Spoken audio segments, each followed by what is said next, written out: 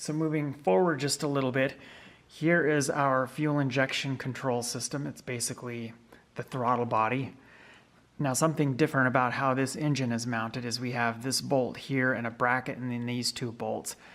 And that's not how the engine was mounted on the old school DR-Z, because the old school DR-Z had a single backbone frame. This is a twin spar frame. If we swing the camera around forward just a little bit, second spark plug in the head, the other spark plug is on the top, just like before.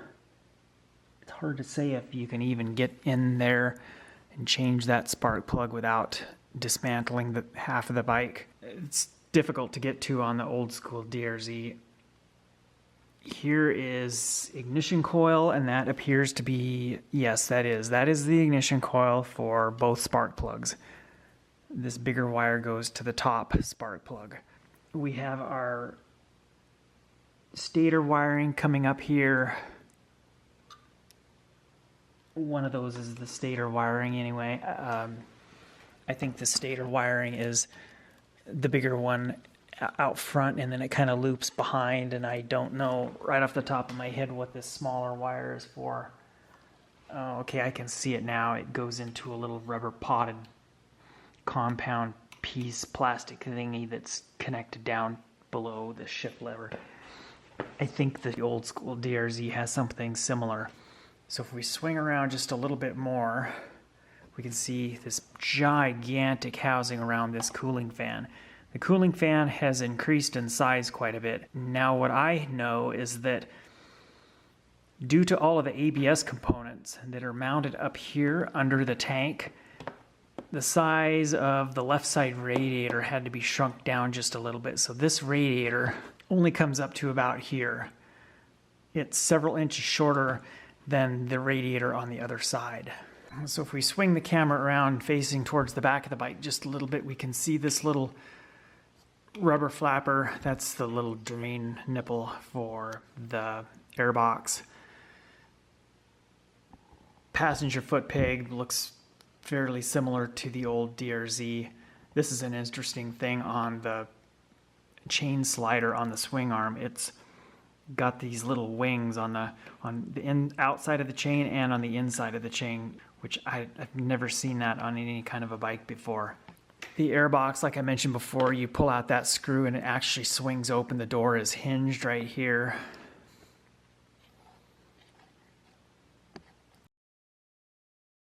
Right here we have one of the O2 sensors embedded in the exhaust. And then on the other side we have the catalytic converter. So here we're looking behind the radiator below the tank on the left side of the bike. So I've got the handlebars pivoted to the right just a little bit. So this big monstrosity right here is the ABS system.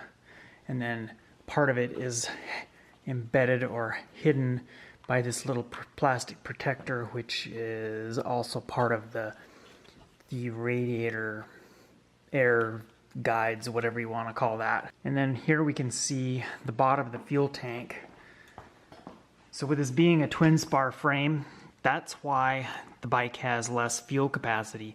I have been in contact with IMS, and they do plan to make a bigger tank just as soon as they can get their hands on a bike. So the fuel tank is metal, and then over the top you have this plastic piece. This is similar to some of the bigger adventure bikes that I've seen. Right here we have our main electrical harness that comes up from buried inside the bike. It comes up and then it's got this big plastic zip tie looking tab thing that hooks into the frame. 1,500 milliliters, that is our oil change capacity if we don't change the oil filter. If we change the oil filter as well as the oil, then it's 1,600 milliliters. That information is specified in the owner's manual. Yeah, if we pan the camera down just a little bit, nothing too spectacular here. All we really have here is the horn. Looking over here at the right side of the bike, we have a little vent tube here for the oil reservoir, little metal guide for your cabling. These two are the throttle cables. Okay, that's the clutch cable. So clutch cable, throttle cable. We have a fourth item down here. That is a brake line. This right here for the ABS system. It ties into the front brake reservoir. Then looking at the back here, our radiator cap is protected by this plastic cover. And then our radiator overflow reservoir has been moved up top. So there is actually a little cap, and you can pull that cap off to top off your antifreeze.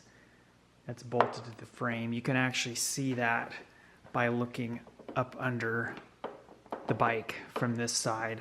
Our oil fill cap has been relocated slightly. It is still at the top. Because we have a twin spar frame, our oil cap is no longer situated off to the right side like it was. It is now right here, top dead center. So with that being where it's at, it's going to be really difficult for an aftermarket company to develop a system to mount a Scott's steering damper, because the collar goes right around the top here, and that is going to completely block access.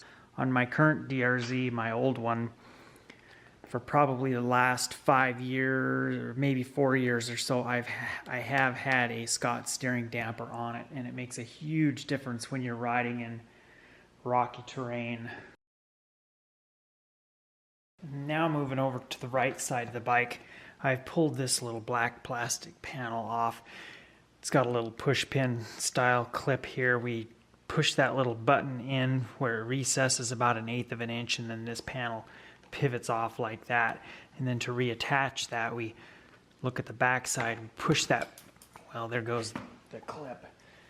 So we push that up so that the pin protrudes, and then when we reinstall it, we just push that pin down and it snaps into place. So here we have our shock reservoir, shock adjustment right there. This connects to the intake boot. It's situated behind the airbox, or I should say forward of the airbox in relation to the direction the bike is traveling. That is probably a mass airflow sensor, part of the EFI system. Passenger foot peg mount also doubles as the exhaust mount, just like on the old DR-Z. I was hoping that the item that's available from a lot of aftermarket companies that deletes the passenger foot peg but also is the integrated exhaust mount would fit here, but it won't. The reason being is because the spacing between these two bolts is about 1/4 inch bigger on the new DR-Z compared to the old. Moving down here to the brake reservoir, this is a much nicer system here. No concerns whatsoever with that ever failing, because it's all one piece. Reservoir, master cylinder, all of that stuff. On the old DR-Z, the reservoir was plastic, and they were notorious for warping and expanding in the middle. And then I never had any issues with brake fluid leaking, but I think if the problem got bad enough, maybe it could leak brake fluid, but mine never did. Mine did expand, and probably about 3 or 4 years ago I replaced it. You could actually order that reservoir separate from the entire rest of the braking system. Everything else on the rear brake looks the same, including the brake light switch underneath. And what's interesting about that brake light switch, I'll describe a failure that I had, is that brake light switch is such that when you press the brake, the plunger comes out, and then when the brake pedal comes back up, the plunger goes back in. Well, there's a little rubber boot over that plunger, and after about 12 years of riding, dirt, grime, gunk, little pebbles of gravel or whatever got up behind that boot and caused some issues. So what ended up happening is that grit interfered with the operation of that plunger, so the plunger could not retract when I released the brake pedal. So when that happened, my rear brake would stay applied. So I was out trail riding one year. It was 2018, So I had had the bike 12 years at that point, and I literally smoked the rear brake. I eventually stopped because the bike just didn't seem to be moving properly, and a friend's son came up behind me and he said, "Smells like something's burning." And I said, "Yeah, something's wrong with this bike." And then I figured it out. So I ended up buying a used rear brake light switch on eBay.